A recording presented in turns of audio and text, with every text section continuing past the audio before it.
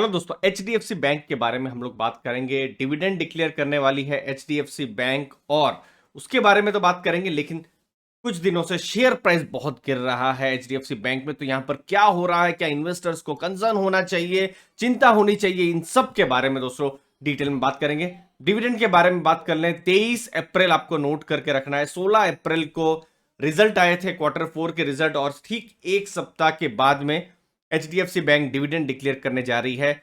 और 23 अप्रैल ये डेट आपको ध्यान में रखनी है। अगर मैं पिछले साल का बिल्कुल लेटेस्ट डाटा दूं तो 6 रुपए 50 पैसे का डिविडेंड उन्होंने डिक्लेयर किया था। ये 2021 की बात है।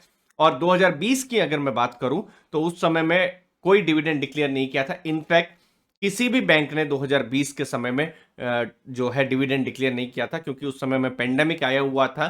तो आरबीआई ने बैंक्स को कहा था कि डिविडेंड डिक्लेयर ना करें, क्योंकि बहुत सारी अनसर्टेनिटी थी। तो अभी जो लेटेस्ट डेटा है, 6.5 रुपए का डिविडेंड है। तो जनरली एचडीएफसी बैंक जो है डिविडेंड के लिए नहीं जाना जाता है, क्योंकि आप पूरा शेयर प्राइस में 6.5 रुपए देखेंगे तो बहुत बड़ी यील्ड आपको देखने को नहीं मिलेगी।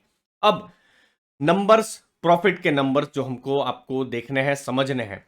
कंपनी या मैं कहूं बैंक प्रॉफिट कर रही है कि नहीं। तो प्रॉफिट बिफोर टैक्स है 13,044 करोड़ का, जनवरी से मार्च 2022 अभी का, जो कि जनवरी से मार्च 2021 पिछले साल के साथ कंपेयर करें तो 20% प्रॉफिट बढ़ा है।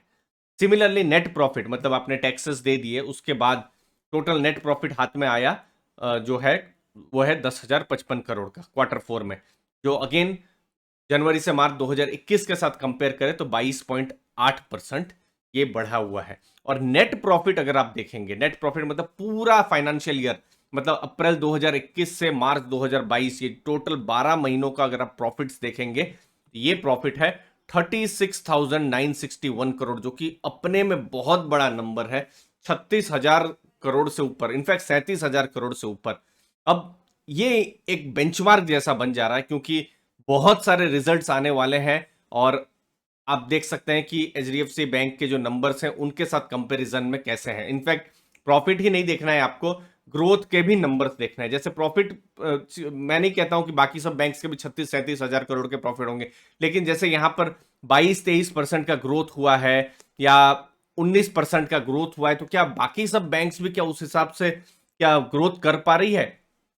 तो ये एक इंपॉर्टेंट बेंचमार्क बिल्कुल रह सकता है इन्वेस्टर्स के लिए। अब कंसर्न्स में जाएं उससे पहले कुछ नंबर्स को फिर से देख लें, और वो है एनपीए का नंबर। एनपीए मतलब जो पैसा वापस नहीं आ रहा है। ग्रॉस एनपीए 1.17% है, जो कि पिछले साल मार्च में 1.32% था, तो वो भी कम हो रहा है। तो ये भी एक पॉजिटिव चीज है।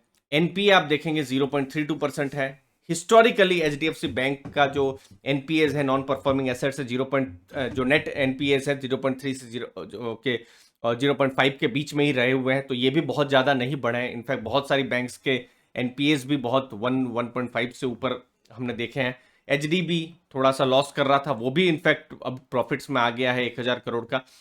और कंसर्न है एनआईएम को लेकर, जो कि अभी इस बार 4% हुआ है। अब इसके बारे में हम थोड़ी देर में डिस्कस करने वाले हैं। अगला डेटा है एडवांस और डिपॉजिट्स। तो डिपॉजिट्स आप देखेंगे 15.59 लाख करोड़ के डिपॉजिट्स है, मतलब करंट अकाउंट, सेविंग अकाउंट। तो ये भी 17% के आसपास ग्रोथ हुआ है। और कासा आप देखेंगे 48% है, मतलब करंट अकाउंट, सेविंग अकाउंट। और डिपॉजिट्स आए हैं तो बैंक ने लोन भी दी है 13.69 लाख करोड़ की, उन्होंने एडवांसेस भी दिए हुए हैं। तो 21% का ग्रोथ हुआ है। तो जरूर आपको भी क्वेश्चन हो सकता है कि यहां पर हो क्या रहा है।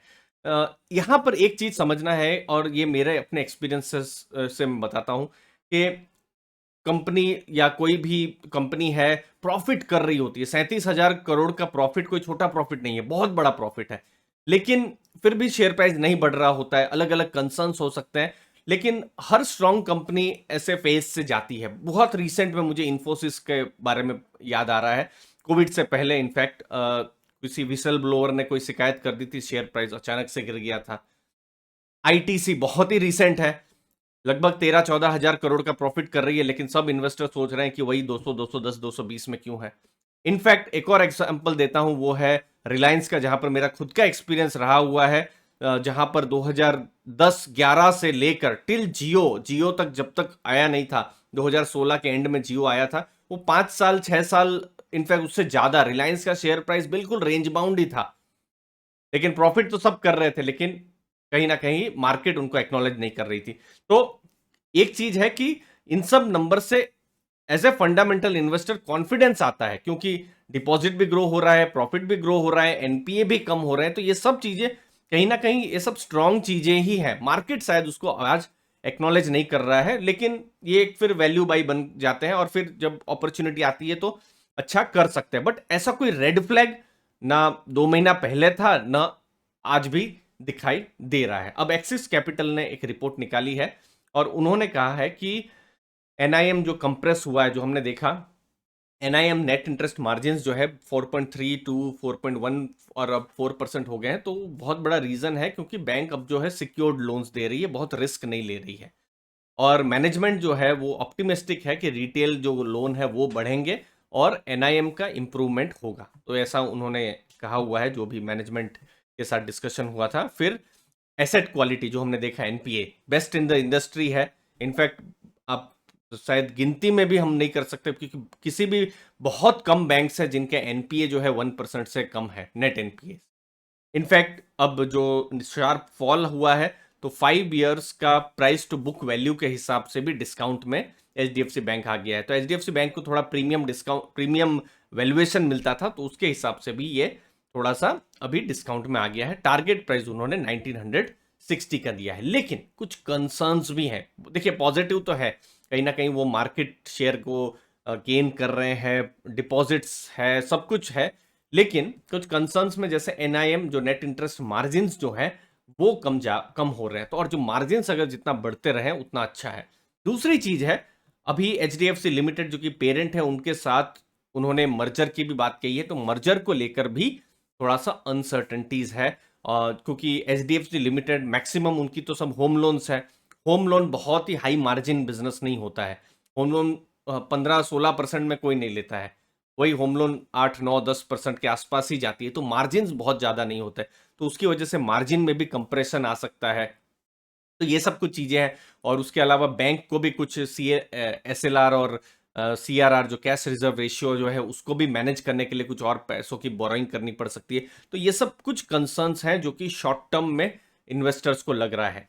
और जो दूसरी बैंक आईसीआईसीआई बैंक या एक्सिस बैंक है, वो अपने जो प्रॉफिटेबिलिटी पैरामीटर है उसको भी अच्छा कर रही है। तो वो एक चीज है, बिल्कुल यूनिक रही है कि दूसरी बैंक्स भी अब अच्छा कर रही है, तो इन्वेस्टर शायद वहां पर भी इंटरेस्ट दिखा रहे हैं। तो ये सब सब एक तरीके से सभी फैक्टर्स का एक जगह में आना हो गया है। लेकिन फिर भी ये बहुत ही बड़े कंसर्न्स मुझे नहीं लगता है कि अभी एचडीएफसी बैंक को लेकर है। बट ब्रोकरेजेस ने टारगेट दिए हैं और मैं देख पा रहा हूं कि रिजल्ट्स के बाद सबने, मैक्सिमम ने जो टारगेट्स हैं, टारगेट्स को सबने बाई की तो सलाह पहले भी दी थी और अभी भी मैक्सिमम ने दी ही हुई है, लेकिन टारगेट्स थोड़े से ट्रिम कर दिए हैं। जैसे एडलविस ने 2000 से 1860 का टारगेट दे दिया है। सिमिलरली एमके ने 2050 से 1950 का टारगेट दे दिया है। नोमुरा ने 1955 से 1705 का टारगेट। यस सिक्योरिटीज ने 1900 से 1668 का टारगेट। मैक्वरी ने वही 2005 से, उन्होंने टारगेट चेंज नहीं किया, 2005 का ही टारगेट रखा है। तो एक चीज है कि ब्रोकरेजेस थोड़ी सी अनसर्टेनिटी देख पा रहे हैं और बाई पहले भी कह रहे थे, अभी भी कह रहे हैं, लेकिन टारगेट प्राइस थोड़ा सा ट्रिम किया हुआ है, लगभग 10 से 15% के हिसाब से। बाकी समय बताएगा कि किस हिसाब से चीजें हो रही है।